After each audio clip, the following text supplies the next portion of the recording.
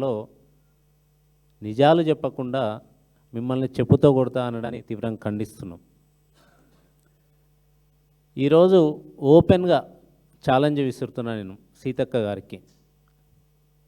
హైదరాబాద్లో ఉన్న మొబైల్ షాప్కి పోదామా, వరంగల్లో ఉన్న మొబైల్ షాప్కి పోదామా, లేదా ములుగులో ఉన్న మొబైల్ షాప్కి పోదామా?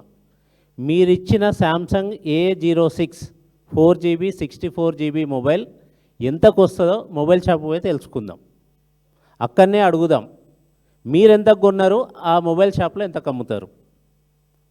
ఓపెన్గా మొబైల్ షాప్లో 7,000 నుంచి 8,000కు వచ్చే ఫోన్ని మీరు 11,650 రూపాయలకు కొన్నామని మీరే చెప్పారు.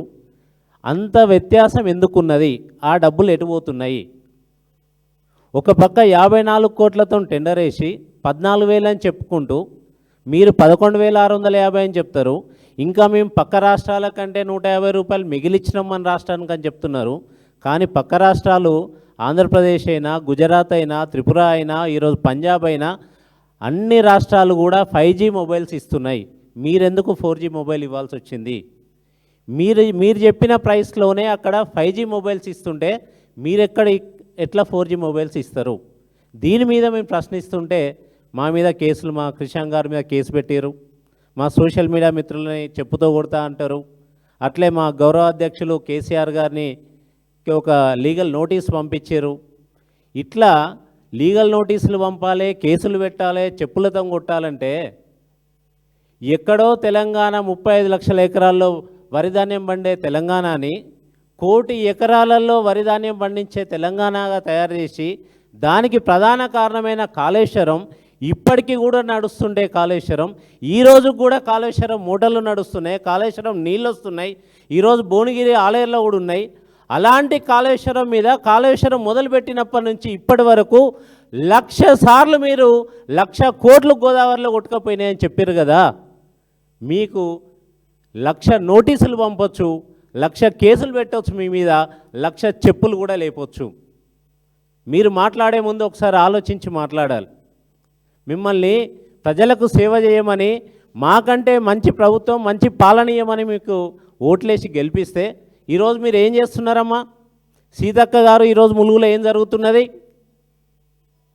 మీ అవినీతితో, అధికార మదంతో, నిర్లక్ష్యంతో, ధనదాహంతో ఇప్పటికీ నలుగురిని పొట్టన పెట్టుకున్నారు కదా మీరు ములుగులో. మేడారంలో అందరం చూసినాం, 200 సంవత్సరాలు 500 సంవత్సరాలు నిలిచే కట్టడాలని చెప్పి 200 కోట్లు పెట్టి మీరు రాళ్ళు తీసుకొచ్చి చేసింది వాస్తవం కాదా?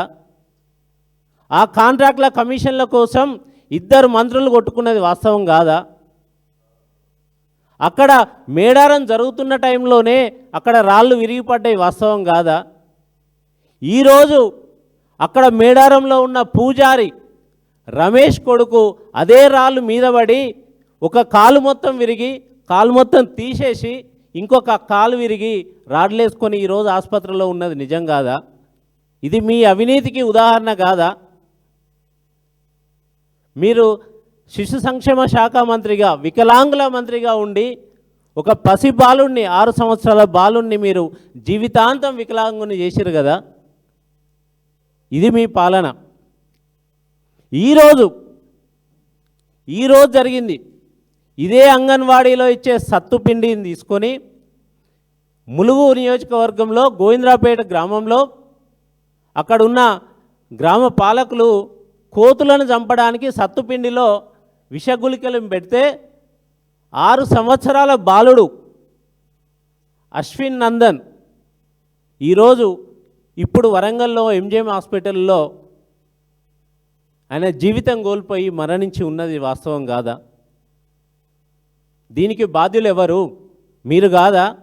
గ్రామీణాభివృద్ధి శాఖ మంత్రిగా ఉన్నారు, ఇటు శిశు సంక్షేమ శాఖ మంత్రిగా ఉన్నారు. దీనికి బాధ్యులు ఎవరు? కోతులను చంపడానికి విషం పెట్టమని ఎవరు చెప్పారు మీకు? ఈరోజు ప్రభుత్వ స్కూల్లో గ్రౌండ్లో పిల్లలు ఆడుకుంటారని అందరికీ తెలుసు కదా. ఆ పిల్లలు ఆడుకునే ప్లేస్లో విషం పెట్టిన సత్తుపిండి పెడితే ఆ తెలియని బాలుడు 3 తిన్నారు. అవి 2 అక్కలు, ఈ తమ్ముడు 3 తింటే ఆ 2కి తెలిసి ఇంటికి పోయి వాళ్ళని వైద్యం చేస్తే వాళ్ళిద్దరు బతికిరు. ఈ తమ్ముడు మాత్రం 6 సంవత్సరాల బాలుడు ఈరోజు చనిపోయిండు. దీనికి బాధ్యత ఖచ్చితంగా మీరే వహించాలి. అదేవిధంగా ములుగు గ్రామ పంచాయతీలో జీతాలు సరిగ్గా ఇవ్వకపోవడం వల్ల తన కొడుక్కి వైద్యం చేయించలేని పరిస్థితుల్లో 2000 రూపాయలు లేని పరిస్థితిలో ఆత్మహత్య చేసుకున్నాడు మహేష్ అనే పారిశుద్ధ కార్మికుడు. ఇది మీ నిర్లక్ష్యానికి సాక్ష్యం కాదా? ఒక రమేష్ అనే యువకుడు, MBA చదువుకున్న యువకుడు, మాకు ఇందిరమ్మ ఇల్లు రాలేదు, నాకు అర్హుణ్ణి అయినా కూడా నాకు రాలేదు అని మొరపెట్టుకుంటే పోలీసులను పంపించి బెదిరిస్తే ఆత్మహత్య చేసుకున్నాడు. ఇది వాస్తవం కాదా? మీరు చేయాల్సింది ఏంటి? మీ మీద ఎన్ని కేసులు పెట్టవచ్చు, మీకు ఎన్ని లీగల్ నోటీసులు పంపొచ్చు, మీ మీద ఎన్ని చెప్పులు లేపొచ్చు, కానీ మేము అట్లా చేయం. మాకు అలాంటి సంస్కృతి లేదు, మాకు నేర్పలేదు కూడా. మీరు నిజంగా అవినీతి చేయకపోతే మీ నిజాయితీని నిరూపించుకోండి. మా మీద పెట్టిన కేసు నిలబడాలన్నా, మా అధ్యక్షుల వారికి పంపించిన నోటీస్ నిలబడాలన్నా, మీరు చెప్పిన చెప్పులు లేపాలన్నా మొదలు ఇందులో అవినీతి జరగలేదు, ఇది నిజాయితీగా చేసినామని మీరు నిరూపించుకోవాల్సిన అవసరం ఉంది. నిరూపించుకోవడానికి మీరు కమిషనే వేస్తారో లేకపోతే CBI ఎంక్వైరీ చేపిస్తారో, కానీ ఏపిచ్చిన తర్వాత ఇందులో అవినీతి జరగలేదు అన్న తర్వాత ఈ పనులు చేయండి. మీరు అప్పుడు చెప్పులు లేపండి, లేకపోతే కేసులు పెట్టండి, లేకపోతే లీగల్ నోటీసులు పంపండి. అంతేగాని ఫ్రస్ట్రేషన్లో సహనం కోల్పోయి ఏది పడితే అది మాట్లాడడం మంచి పద్ధతి కాదు. ఇప్పటికైనా మీ తీరు మార్చుకోవాలని మీకు ఈ సందర్భంగా విజ్ఞప్తి చేస్తున్నాం.